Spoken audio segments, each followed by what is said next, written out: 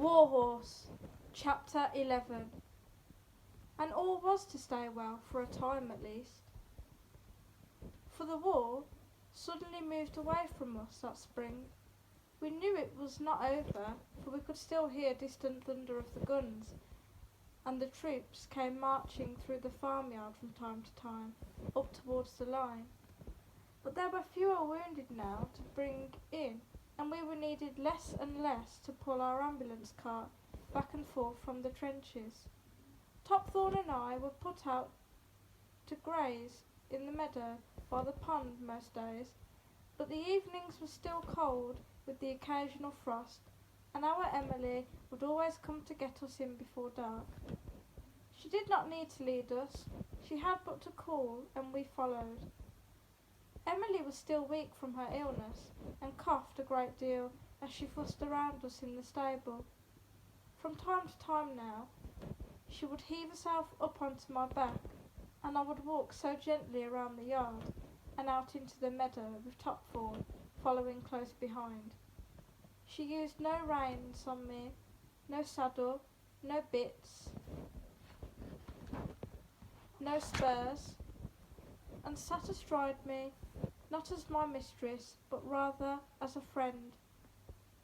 Topthorne was just that much taller and broader than me, and she found it very difficult to mount him, and even more difficult to get down.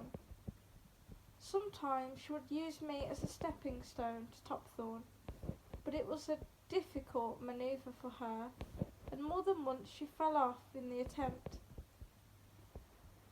But between Topthorne and me there was never any jealousy, and he was quite content to plod around beside us and take her on board whenever she felt like it. One evening we were out in the meadow sheltering under the chestnut tree from the heat of the new summer sun, when we heard the sound of an approaching convoy of lorries coming back from the front.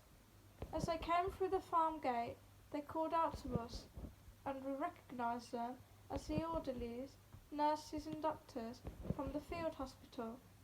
As the convoy stopped in the yard, we galloped over to the gate by the pond and looked over. Emily and her grandfather emerged from the milking shed and were deep in conversation with the doctor. Quite suddenly we found ourselves besieged by all the orderlies we had come to know so well. They climbed the fence and patted and smoothed us with great affection. They were exuberant, yet somehow sad at the same time. Emily was running over towards us, shouting and screaming.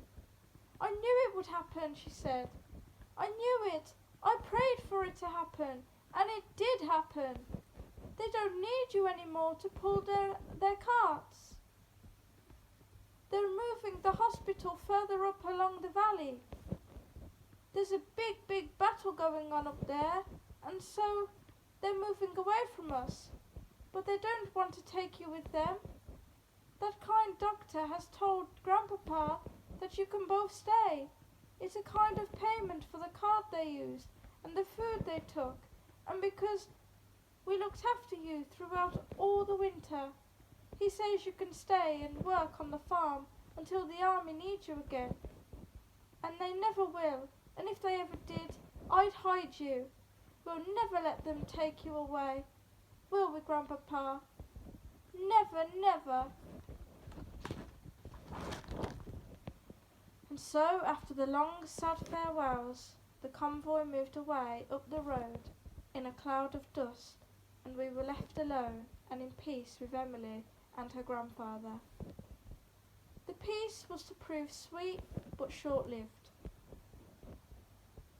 To my great delight, I found myself once more a farm horse. With Topthorne harnessed up beside me, we set to work the very next day, cutting and turning the hay. When Emily protested, after that first long day in the field, that her grandfather was working us too hard, he put his hands on her shoulders and said, "Nonsense, Emily. They like to work.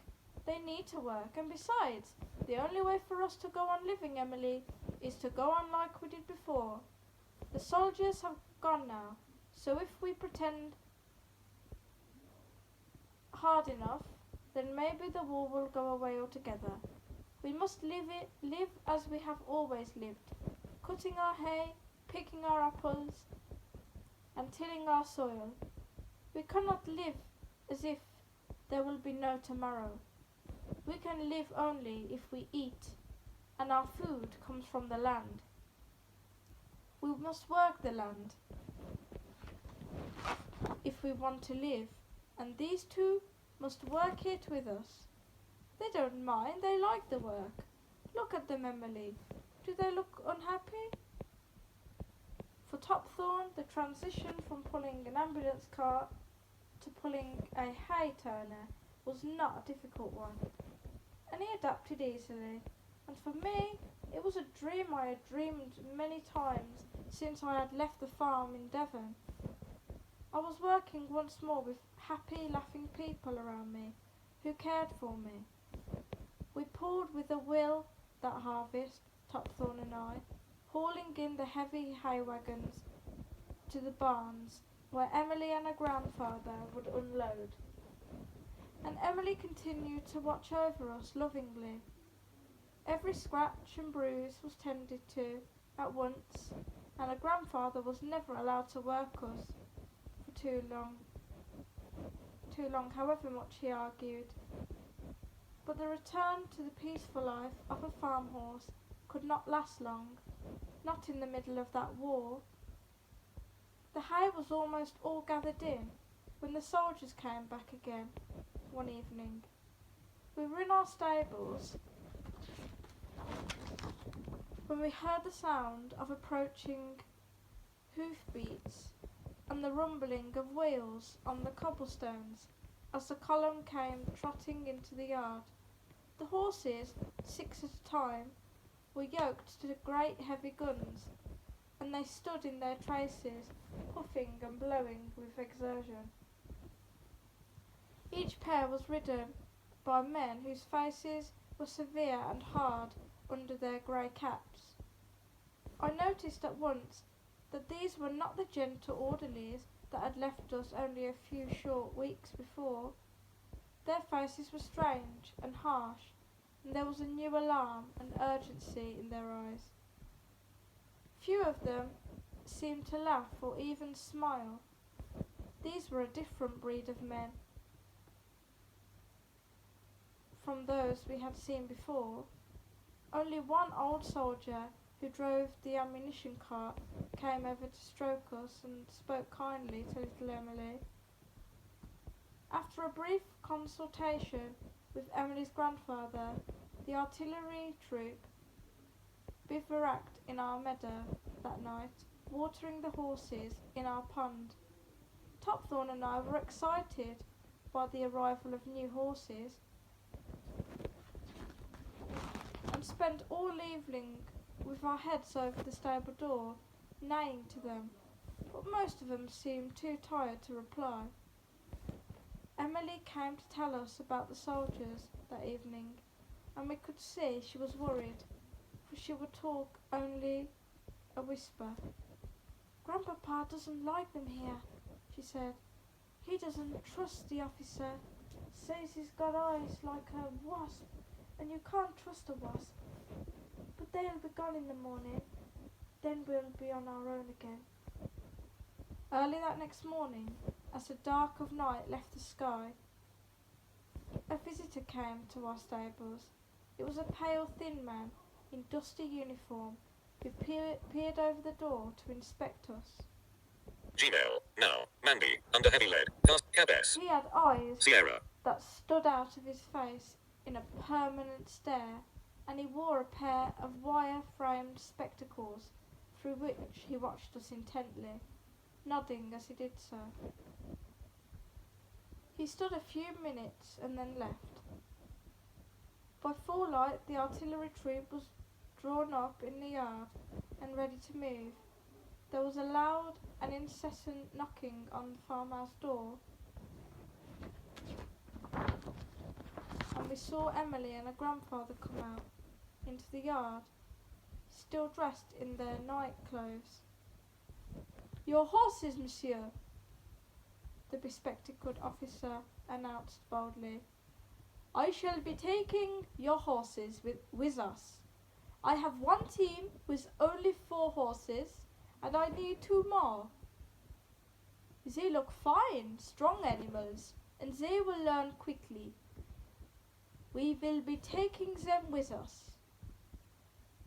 "But how can I work my farm without horses?" Emily's grandfather said. "They are just farm horses. They won't be able to pull guns." "Sir," said the officer, "there is a war on, and I have to have horses for my guns. I have to take them. What you do on your farm is your own business, but I must have the horses. The army needs them." "But you can't," Emily cried. "They're my horses. You can't take them. Don't let them, Grandpapa. Don't let them. Please don't let them." The old man shrugged his shoulders sadly. "My child," he said quietly, "what can I do? How can I stop them? Do you suggest I cut them to pieces with my scythe? Or lay about them with my axe? No, my child, we knew it might happen one day, didn't we? We talked about it often enough, didn't we? We knew they would go one day. Now I want no tears in front of these people. You're to be proud and strong like your brother was, and I'll not have you weaken in front of them. Go and say your goodbyes to the horses, Emily, and be brave." Little Emily led us to the back of the stable and slipped our halters on, carefully arranging our manes so that they were not snagged by the rope. Then she reached up and put her arms about us, leaning her head into each of us in turn and crying softly. "Come back," she said. "Please come back to me. I shall die if you don't come back." She wiped her eyes and pushed back her hair before opening the stable door and leading us out into the yard.